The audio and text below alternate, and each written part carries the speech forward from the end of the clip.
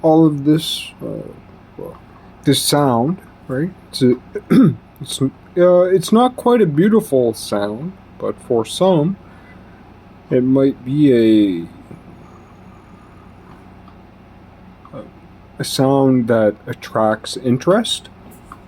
For some, for most, it would be a repulsive sound, and I get it. I'm repulsed by it myself, but yet I recognize it is different from the norm in a specific way. And because I didn't create it, I didn't create it, I didn't make it, I didn't necessarily discover it. I was brought to it gently. I was gently, meekly brought to it, yet at the same time I was aggressively forced to it because of its interestingness. These types of sounds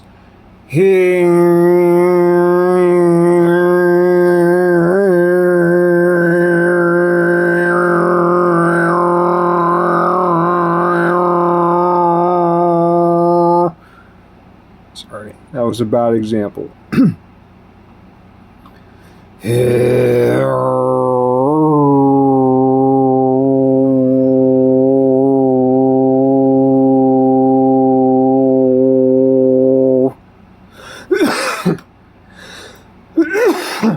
It'll take me a minute to warm up.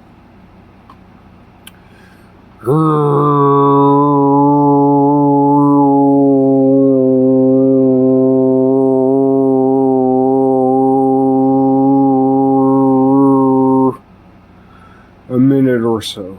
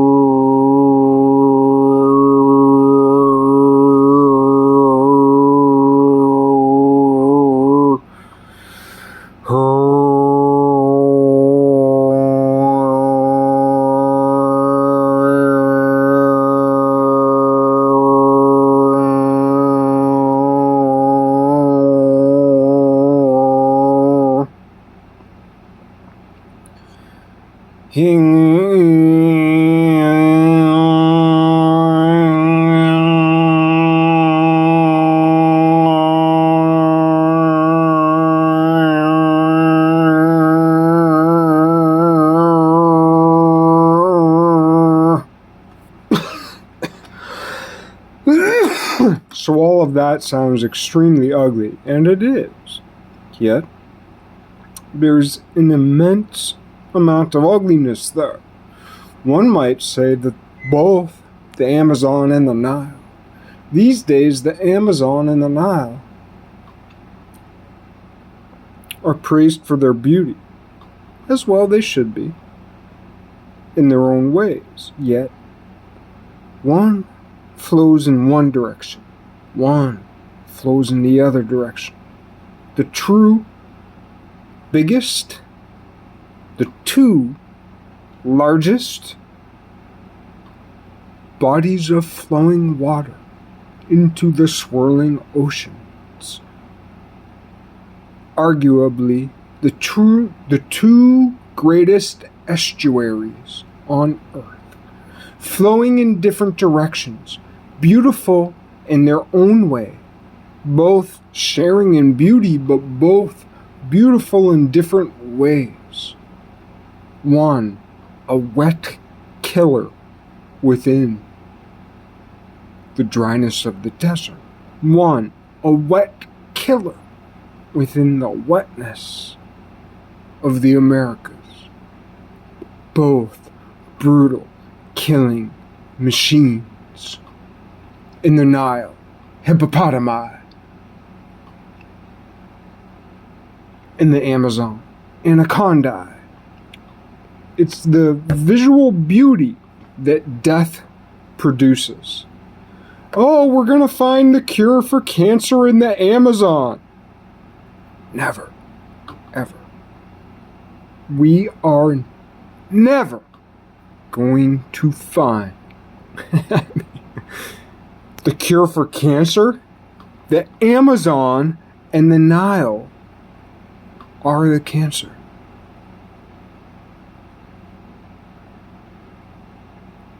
The Amazon and the Nile are the cancer because they are the pretty death machines. Or, if we reference back to Nine Inch Nails, the pretty hate machines. The Amazon and the Nile are the exposition, what some might call the emergence, but which I call the exposition in this case. Sometimes emergence is the exposition of an argument. Sometimes emergence is the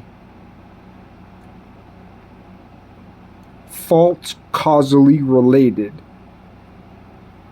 expression of what is actually an emanation. Don't get it twisted, as they say.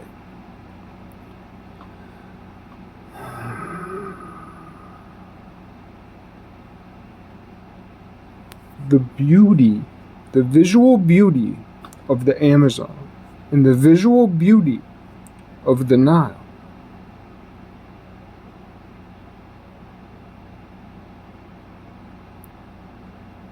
is the visual beauty of the cosmic philosophy of death. The philosophy of I am not. It is not the philosophy of the I am. The Amazon and the Nile is the kill or be killed. The philosophy of the Nile, the successful philosophy of the Nile that is expressed in its own expressed aesthetics, is beauty, visual beauty to humans who are susceptible. For this beauty of the most killing natural places on the face of the planet. The most killing places on the face of the planet. The most killing place in the desert and the most killing place in the jungle.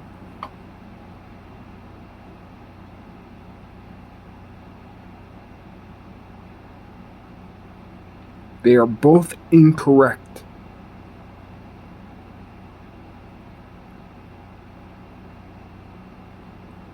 The Amazon and the Nile are the cancer upon the earth. What is the difference between them?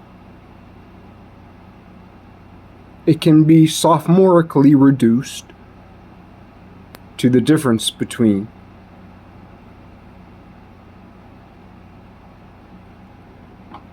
specifically 18th dynasty Egypt, specifically all of Egypt, but 18th dynasty Egypt.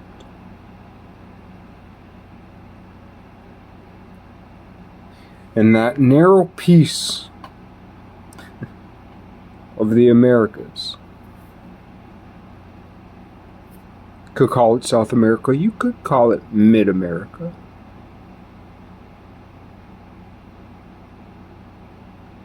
Where human sacrifice was exalted and recorded.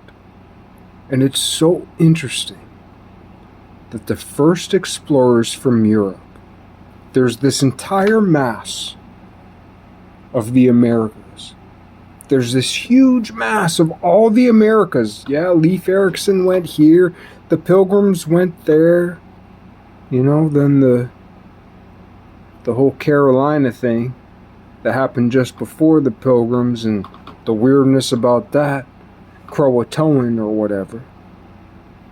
Isn't that interesting?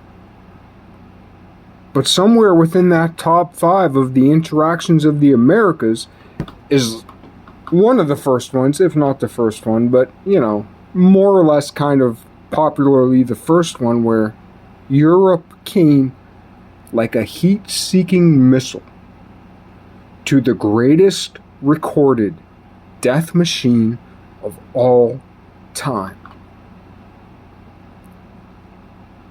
So we decry the West for attacking the Americas. Yet at the same time, the most murderous and beautiful philosophy of all time existed in the Americas, proximal to the Amazon. And to my mind, the pseudo-semi-genesis, so, yeah, etymologists, and philologists and philosophers, like, pull out your dictionaries.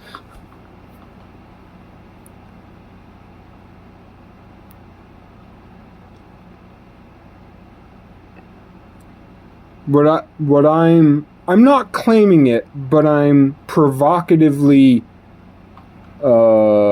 presenting the argumentation, not as a final analysis, but as a potent consideration.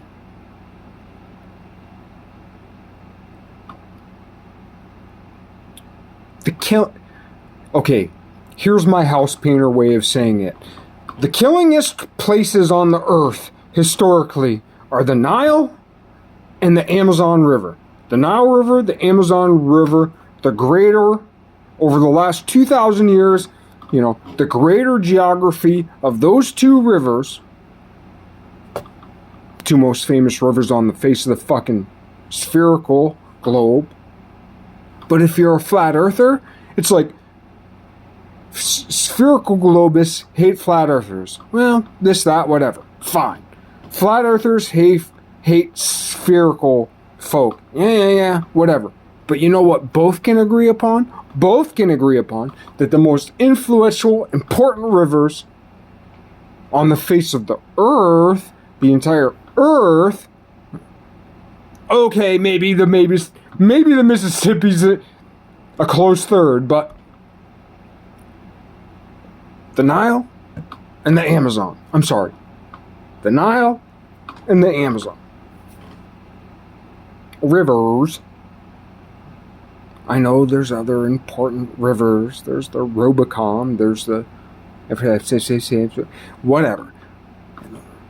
But today, those are the most important rivers. They are both the most killingest places on the face of the planet. Animal-wise, we are animals.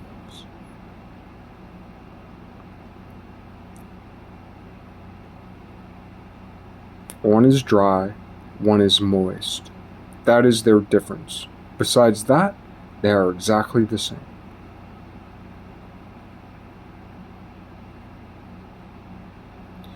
People say that the cure for cancer will be found in the rainforest.